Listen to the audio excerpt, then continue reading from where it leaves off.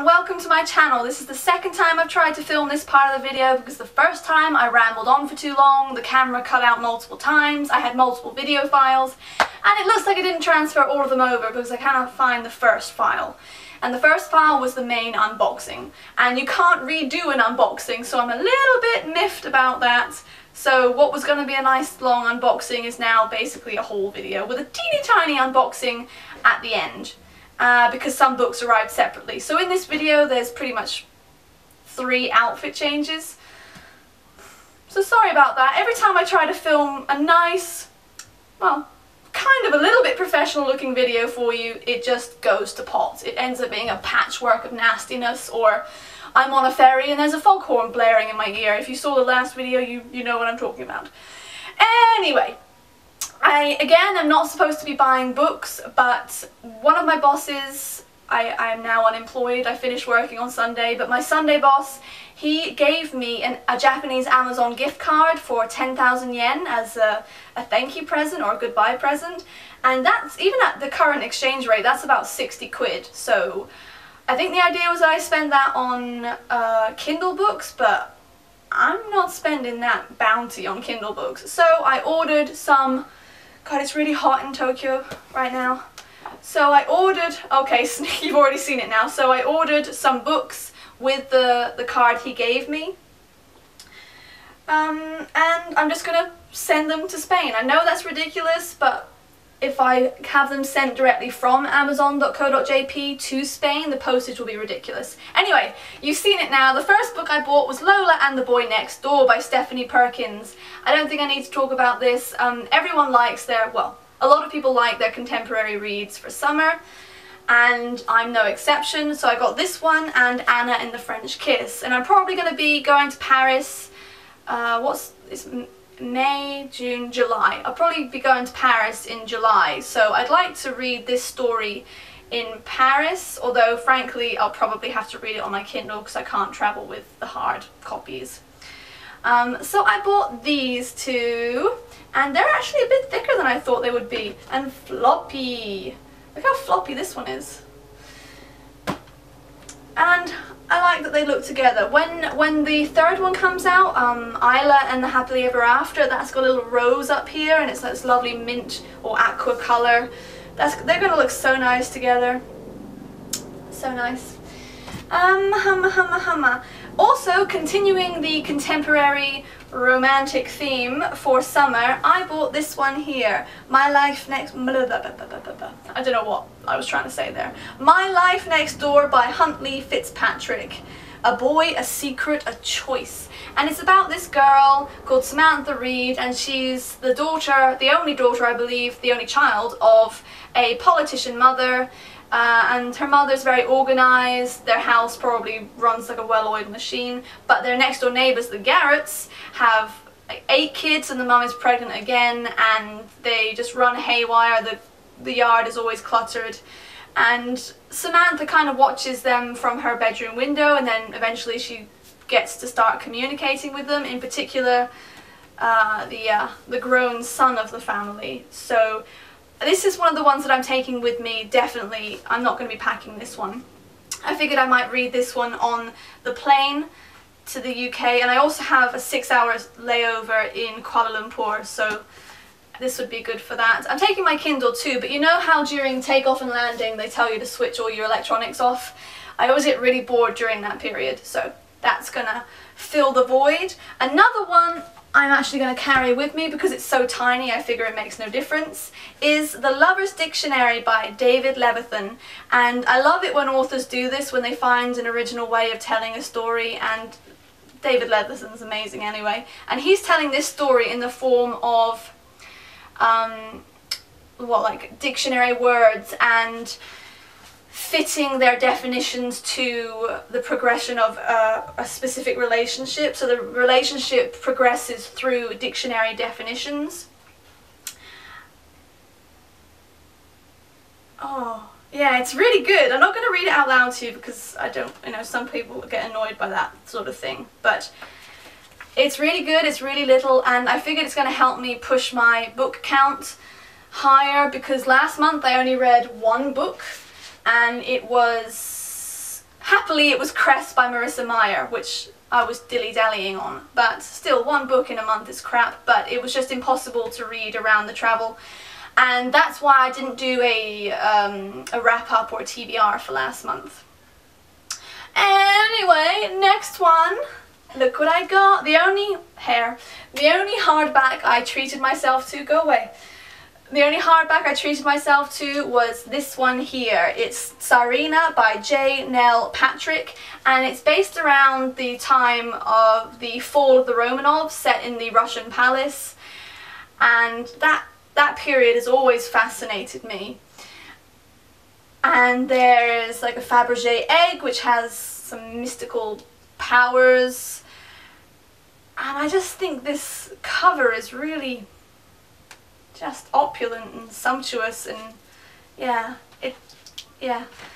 I'm excited about this one. I've heard some mixed things. Someone said that the magic realism in it really did not work, it was not necessary, but Russian fantasy, Russian historical fantasy, that sounds epic to me, and this one I will be taking with me because I just want to touch it a few more times.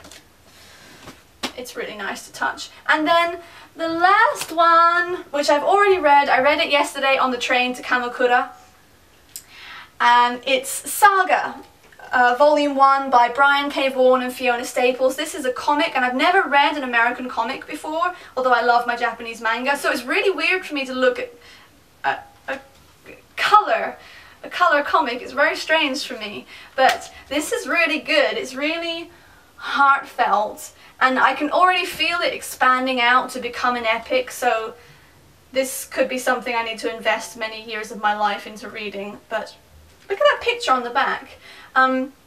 This story has everything. It's basically like a mixed race, intergalactic romance with some politics and war, because this couple, like, well, you can see he's got goat horns, she's got kind of like bat wings. They fell in love, they ran away together, they've now had a child, and they're being pursued as deserters by their respective authorities.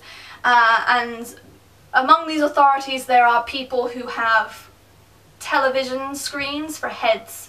So it's very strange, but very sexy, and doesn't pull any punches. Like at the very beginning you have a birth scene. Oh, and I was reading it and I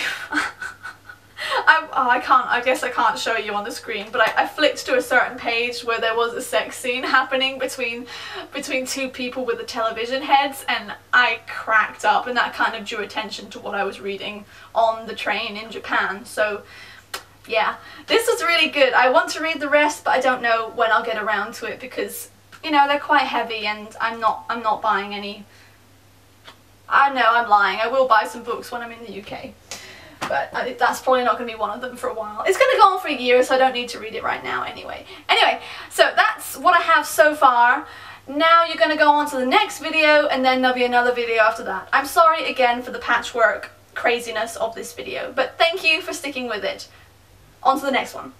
That was it for the Amazon side of things, however, so the rest is just odds and sods. Let's go that side, it's prettier. I went to a very sacred mountain in Japan called Mount Koya, and there was a hallway there that told the story of a monk in years gone by who lived on the mountain.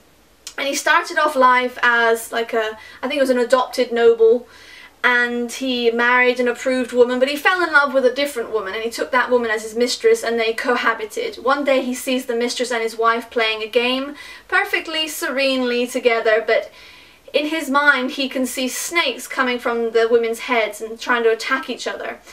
And he feels very bad about what he's done to these women, so he takes himself off to the Koya mountain to try and better himself, to repent. And he stays there, he lives there. Unbeknownst to him, his mistress was pregnant and she gives birth. And 9 years later, she takes his son to meet his father. But women cannot climb the mountain, they can only go so far. So she climbs as far as she can go, and then the boy goes the rest of the way. He finds the monk, however, he does not know the monk is his father because his father has renounced his name, renounced his past, completely repented of his sins, and for him to acknowledge himself as that man is to undo all his hard work. So he cannot say, I am your father, I'm happy to see you. So the boy goes back down the mountain, thinking that his father is unknown up there and he cannot find him. Meanwhile, his mother has died. She got ill in the village and died during his absence. So the boy's like, what can I do? So he goes back up the mountain, he finds the same monk and says, can I stay here with you? And in that way, the monk, his father, and the boy are able to be together without ever acknowledging the familial bond between them. And this whole story is told in picture plaques along the wall, and it was a very nice place. And I like these Japanese accordion books. There you go. Yeah, I like these. I also got like a blank notebook in that style, but I've already sent it to Spain. Yeah, so I got this, and I don't regret it. It was a really nice story, I thought. Next thing I did was I went to Imagine because I had points left on my card and I'm not leaving the country without using those up. So I got Harry Potter and the Chamber of Secrets Part 1. In Japan they like to keep the books small, so they usually split the thicker volumes into 2 or even 3. And this is Part 1 of Chamber of Secrets. I do have the hardback version of the first book, but it's really heavy, and this one actually has, this was easier to read because it has more like phonetic annotations above the words, which you call furigana. So I got that one. And the rest, oh no. I also got a scrapbook. I'm determined to be religious about keeping this scrapbook. I'm going to be doing so much traveling, I'm going to have so many, oh that's useful. There's some plastic covered pages as well. What's that for? I don't know, I haven't figured it out yet, but I'm going to be using this scrapbook and hopefully just making a book of really nice memories. And to that end, I also picked up these stickers. They're kind of like, you know, World War II ration book paper kind of thing, I guess scrapbook paper, but I figured they're kind of old-fashioned and I could use them to stick down the corners of tickets and things that I put in here, because if I use glue, then I can't change my mind about the positioning. So I got all of those from a stationery store that was having a 10 or 15% discount. And I also got some post-it notes there. These are glazed ring donut post-it notes that I couldn't resist. And these are biscuit post-it notes. You know from my last stationery haul that post-it notes and me are just like that.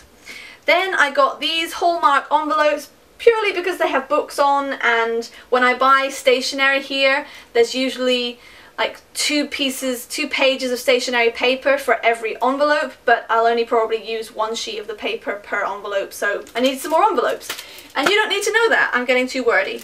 Anyway, I also got this. This has a ninja on it throwing the shuriken, the throwing stars, shuriken, and I don't think this one needs any explaining. This is just cool. So I got that.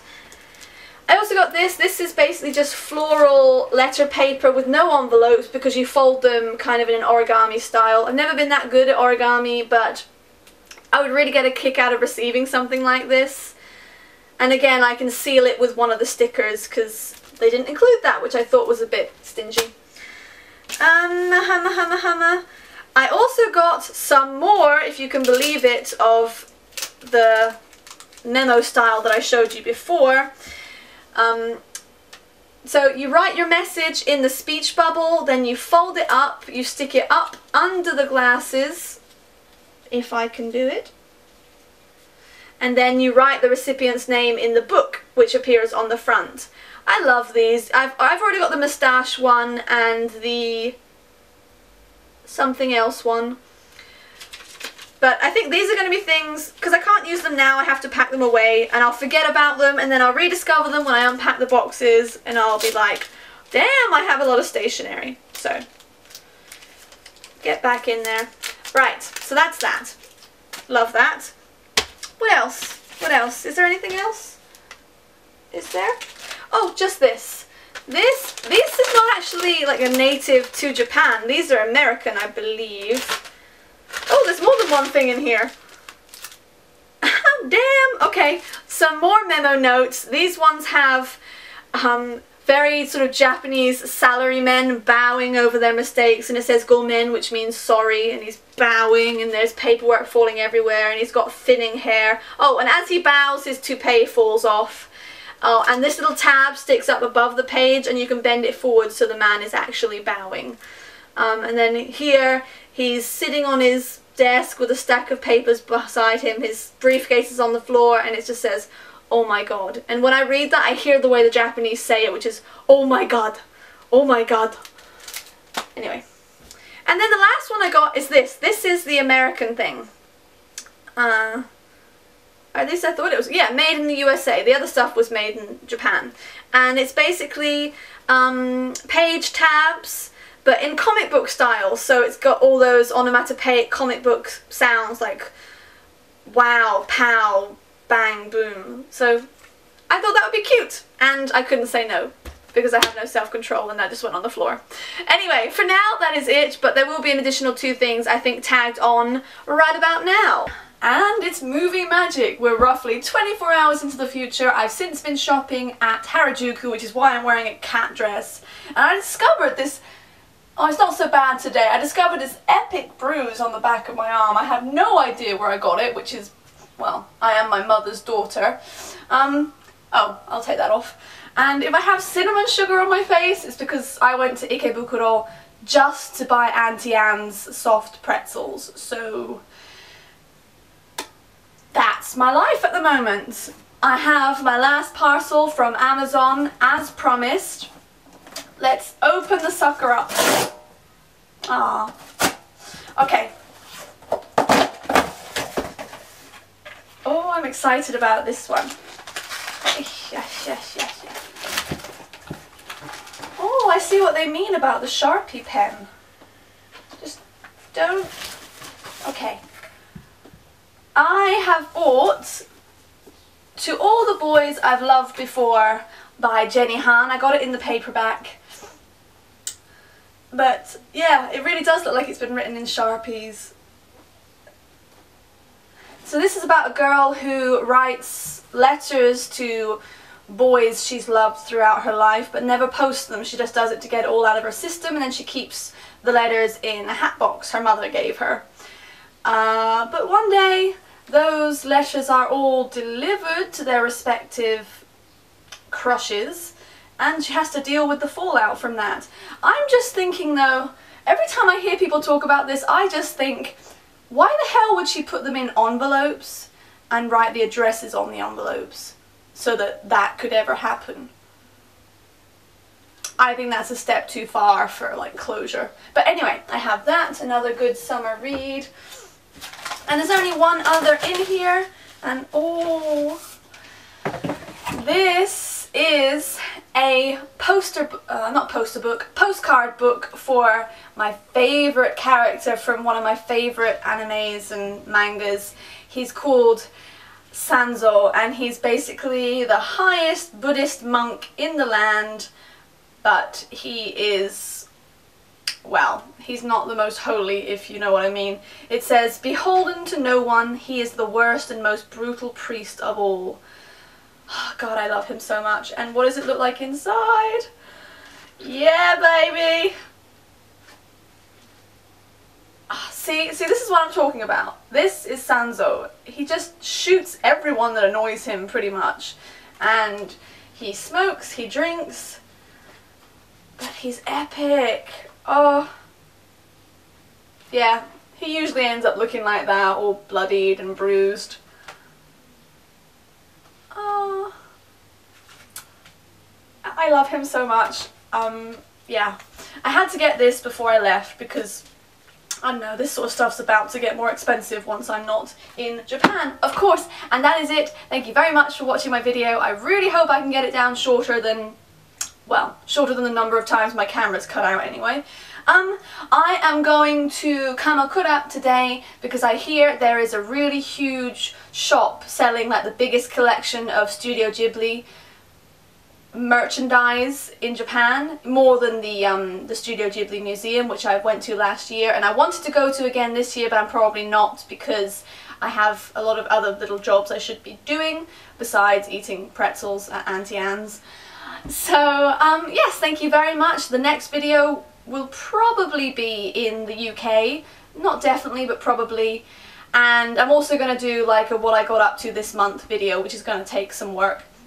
But my new opening for this video, like my channel trailer, is nearly finished, so hopefully I can start making my videos with that soon, and it's really cute. You'll like it. Thank you very much for watching my video, and bye bye!